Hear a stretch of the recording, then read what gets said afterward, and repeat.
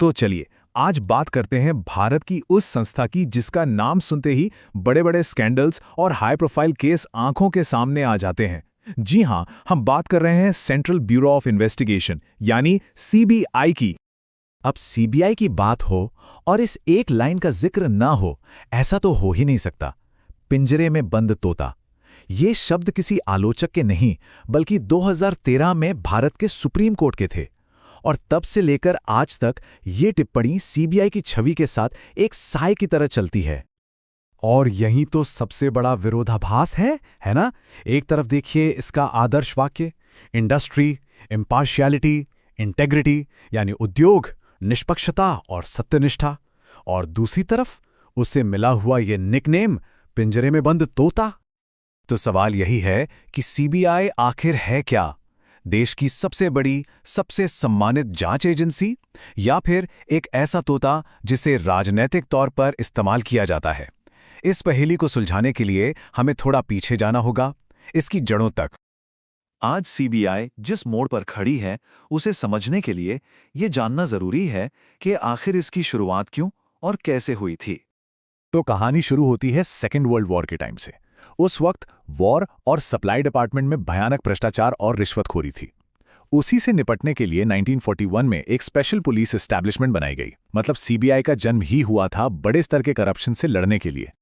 और यहीं पर चीजें थोड़ी पेचीदा हो जाती हैं। देखिए, सीबीआई की जो कानूनी हैसियत है ना, वो बड़ी अनोखी है। ये कोई कॉन्स्टिट्यूशनल बॉडी नहीं है, मतलब संविधान ने इसे नहीं बनाया, और न ही ये कोई स्टैट्यूटरी बॉडी है, यानी संसद के किसी एक्ट से भी नहीं बनी। इसे तो बस सरकार के एक प्रस्ताव से बनाया गया था। इसकी सारी शक्तियां आज भी 1946 के उसी पुराने Delhi special police establishment act से आती हैं। और ये जानना इसलिए जरूरी है क्योंकि एजेंसी की कई सारी कमजोरियों की जड़ यहीं पर है।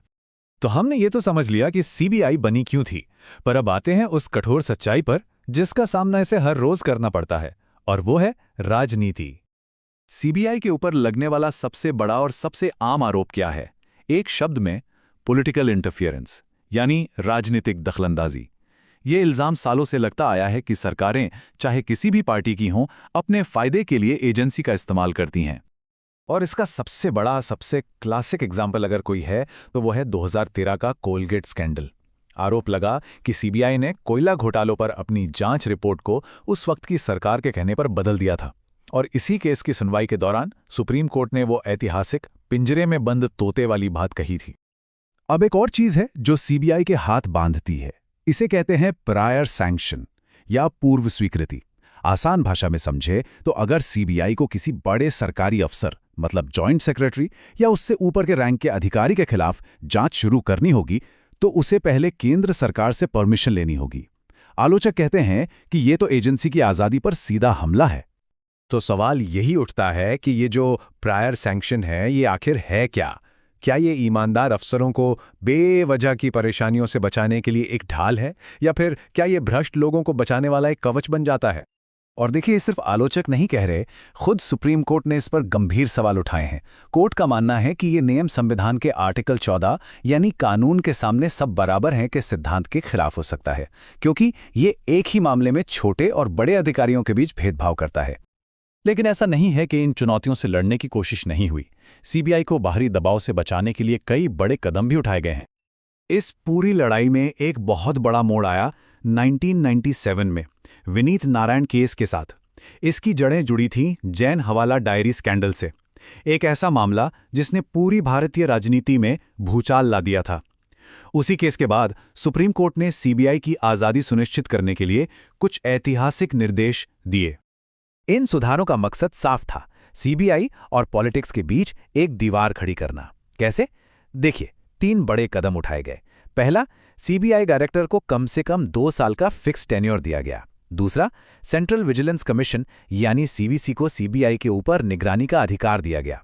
और तीसरा, डायरेक्टर की नियुक्ति एक हाई पावर कमेटी करेगी जिसमें प्रधानमंत्री, विपक्ष के नेता और चीफ जस्टिस ऑफ इंडिया होंगे। लेकिन कहानी यहीं खत्म नहीं होती। राजनीतिक दखलंदाजी के अलावा एक और पीछ है, और वो है सीबीआई और राज्यों की सरकारों के बीच का रिश्ता। देखिए, सिस्टम ऐसा है कि सीबीआई किसी भी राज्य में सीधे जाके जांच नहीं कर सकती। उसे उस राज्य की सरकार से इजाजत लेनी पड़ती है। ये इजाजत 2 तरह की होती है। एक होती है जनरल कंसेंट, जो एक तरह से ओपन परमिशन होती है, और दूसरी होती है स्पेसिफिक कंसेंट, जिसमें हर केस के लिए अलग से परमिशन लेनी पड़ती है। और पिछले कुछ सालों में क्या हुआ है, 8 से भी ज्यादा राज्य, जी हां, 8 से ज्यादा राज्यों ने सीबीआई से अपनी जनरल कंसेंट यानी आम सहमति वापस ले ली है। तो अब सवाल ये है कि इससे फर्क क्या पड़ता है। बहुत बड़ा फर्क पड़ता है। सबसे पहले तो सीबीआई के हाथ बन जाते हैं, जांच में देरी होती है या कई बार तो जांच रुक ही जाती है। और ये केंद्र और राज्यों के बीच बढ़ते राजनीतिक टकराव को भी साफ साफ दिखाता है, जो हमारे कोऑपरेटिव फेडरलिज्म के लिए अच्छी बात नहीं है। तो घूम फिर कर हम वहीं आ जाते हैं जहां से हमने ये चर्चा शुरू की थी। सीबीआई की अपनी पहचान की लड़ाई। एक तरफ है ईमानदारी से जांच करने का उसका मैंडेट, और दूसरी तरफ राजनीति का जबरदस्त दबाव। और ये लड़ाई अभी खत्म नहीं हुई है।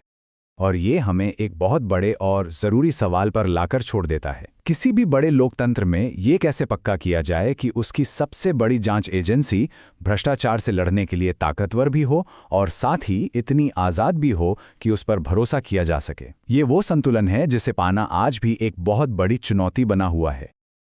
डेली फ्री मॉक टेस्ट देने के लिए आप हमारे व्हाट्सएप चैनल से जुड़ सकते हैं, जिसका लिंक वीडियो की डिस्क्रिप्शन में दिए गए हैं।